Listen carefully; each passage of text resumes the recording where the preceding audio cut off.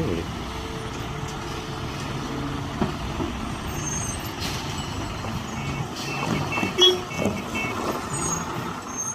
Hi friends, ഞാനൊരു യാത്ര പോവുകയാണ്. എങ്ങോട്ടാണെന്നല്ലേ? നമ്മുടെ ഈ അടുത്ത് വരെ മൂന്നാർ.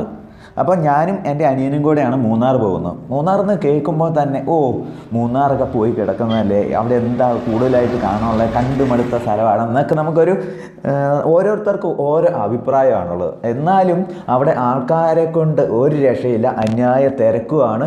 ഏത് മേഖലയിൽ ചെന്നാലും ഇപ്പോൾ മാട്ടുപ്പെട്ടി ആണെങ്കിലും കാന്തല്ലൂരാണെങ്കിലും എല്ലായിടത്തും ആൾക്കാരാണ്. അപ്പോൾ അതിൻ്റെ ഒരു പുതുമ എന്തൊക്കെയോ അവിടെ നിലനിൽപ്പുണ്ട് എന്നുള്ളതിൽ യാതൊരുവിധ സംശയവുമില്ല. അങ്ങനെ ഞാനും എൻ്റെ അനിയനും കൂടെ യാത്ര തിരിക്കുകയാണ്.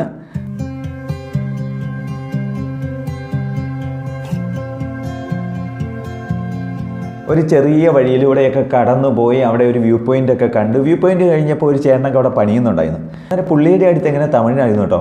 അന്നേരം വഴിയൊക്കെ ചോദിച്ചു കഴിഞ്ഞപ്പോൾ മുന്നോട്ട് പോയാൽ ഒരു ചെറിയ പട്ടണം അങ്ങനെയാണ് പറഞ്ഞത്. അവിടെ ചെന്ന് അപ്പോൾ ഏതായാലും ഒന്ന് പോയി നോക്കാമെന്നൊക്കെ ഓർത്ത് പോയി നോക്കിയപ്പോഴേ അങ്ങനെ നമ്മൾ ആ ചെല്ലുമ്പോൾ തന്നെ നമ്മൾ കേരളത്തിൽ നിന്ന് തന്നെയല്ല, ഒരു തമിഴ്നാട് ടച്ച് തന്നെയാണ്. ഫുൾ പകുതിയും തമിഴന്മാരാണ്. അപ്പോൾ ആ കടകൾക്കെല്ലാം ഒരു തമിഴ് ടച്ച് തന്നെയുണ്ട്. അത് ഓരോന്ന് പണിഞ്ഞു വെച്ചേക്കുന്ന രീതിയിലും അതിനകത്ത് അവരുടെ ആ വീടികൾ പെയിൻറ്റും വീടിൻ്റെ പെയിൻറ്റ് കളറും അങ്ങനെയുള്ള ഒത്തിരി മാറ്റങ്ങളുണ്ട്. അന്നേരം എനിക്ക് വളരെ കൗതുകമായിട്ട് തന്നെയാണ് തോന്നിയത്.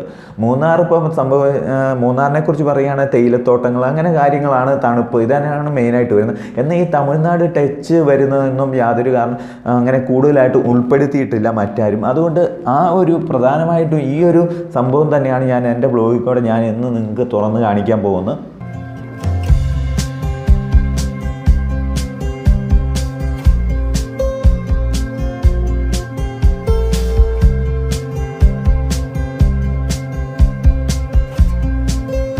എൻ്റെ പെങ്ങളെ കെട്ടിച്ചിരിക്കുന്നത് കുഞ്ചിത്തണ്ണിയിലാണ്. അപ്പോൾ ഞാൻ തലേന്ന് അവിടെ പോയി. അത് കഴിഞ്ഞ് അനിയൻ വിഷ്ണുവിനെ വിളിച്ചു. അവൻ കല്ലാറുകുട്ടിയാണ്. അവൻ അവിടെ നിന്ന് അങ്ങനെ ബസ് കയറി വരുന്നതും കാത്ത് ഞാൻ അവിടെ നിൽക്കുക. അപ്പോൾ ഞാനിങ്ങനെ ആനച്ചാലിൽ നിന്ന് നേരെ ബൈക്കിന് പോകുന്ന ഇവിടെ മീൻകെട്ടൊക്കെ ആയപ്പോഴത്തേക്ക് അവൻ അവിടുന്ന് പോന്നു. അപ്പോൾ ഞാൻ അവനെ വെയിറ്റ് നിന്നപ്പോൾ കുറച്ച് ഷോട്ടൊക്കെ എടുക്കാനായിട്ട് ഇങ്ങനെ തേയിലത്തോട്ടത്തിലേക്കൊക്കെ ഇറങ്ങിയപ്പോൾ ഇഷ്ടം പോലെ പണിക്കാരിങ്ങനെ നിരയായിട്ട് നിന്ന് പണിയാണ്. അപ്പോൾ ഞാനിങ്ങനെ പെട്ടെന്ന് കയറി ചെന്നപ്പോഴത്തേക്കും അവിടെ ഈ പണിയിപ്പിക്കാൻ തന്നെ ഒരാളുണ്ട്. അന്നേരം പുള്ളിക്കാരൻ പറഞ്ഞു, ഇവർ പെണ്ണുങ്ങളൊക്കെ പണിയുന്നല്ല, അങ്ങനെ കയറി വരാൻ പറ്റില്ല. ഓക്കെ, ഞാൻ തിരിച്ചു പോകുന്നു. ഞാൻ എന്നിട്ട് സൈഡിൽ കൂടെ ഇറങ്ങി വന്ന് കുറച്ച് ഫോട്ടോ എടുക്കുന്നതിനൊന്നും കുഴപ്പമുണ്ടായില്ല. അങ്ങനെ ഫോട്ടോയും വീഡിയോ ഒക്കെ എടുത്തു, പിന്നെ ഇറങ്ങിപ്പോന്നു. ഈ കാപ്പി തേയിലയുടെ കുരു കൊണ്ട് വല്ല ഉപയോഗം വല്ലതും ഉണ്ടോ?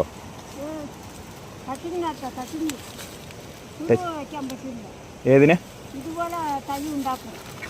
ഇതെന്തിനാ ഉള്ളു? ഒന്നിനും കൊള്ളില്ല. അങ്ങനെ മറ്റൊരു തോട്ടത്തിലെത്തിയപ്പം കുറച്ച് പേര് അവിടെ എടുക്കുന്നുണ്ട്. അപ്പോൾ അവരുടെ അടുത്ത് ഞാൻ ചെന്നപ്പോൾ അവർക്ക് യാതൊരു ഇത് കുഴപ്പമില്ല. അങ്ങനെ ഞാൻ ഈ തേയിലയൊക്കെ വെട്ടുന്നതും അങ്ങനെയെല്ലാം കുറേ നേരം ഒരു ഷോട്ടൊക്കെ എടുത്തു കണ്ടു. എന്നിട്ട് തേയിലയുടെ കുരുവുണ്ട്, അതെന്തിനാണ് ഉപയോഗിക്കുന്നത്, അങ്ങനെയൊക്കെ ഞാൻ കുറേ കാര്യങ്ങളൊക്കെ ചോദിച്ചു മനസ്സിലാക്കി അങ്ങനെ പോകുന്നു.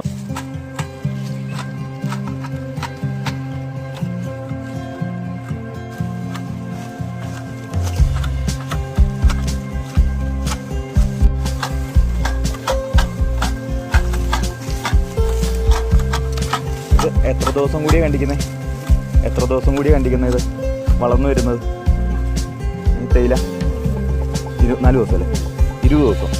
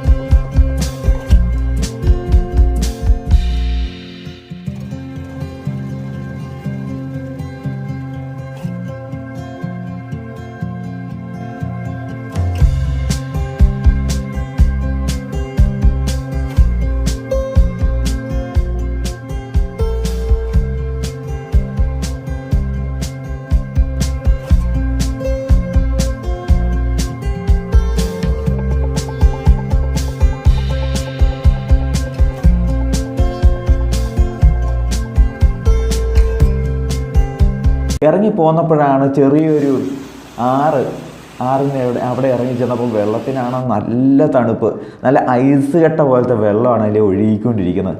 അങ്ങനെ ആറ്റിലൊക്കെ പോയി അത് കഴിഞ്ഞ് ഞങ്ങൾ മൂന്നാറിലേക്ക് തിരിച്ചു. ഇതിൻ്റെ ബാക്കി ഭാഗം അടുത്ത എപ്പിസോഡിൽ വരുന്നതാണ്. അത് തികച്ചും വ്യത്യസ്തമായിട്ടുള്ള തന്നെ ഒരു വീഡിയോ തന്നെ ആയിരിക്കും അത്.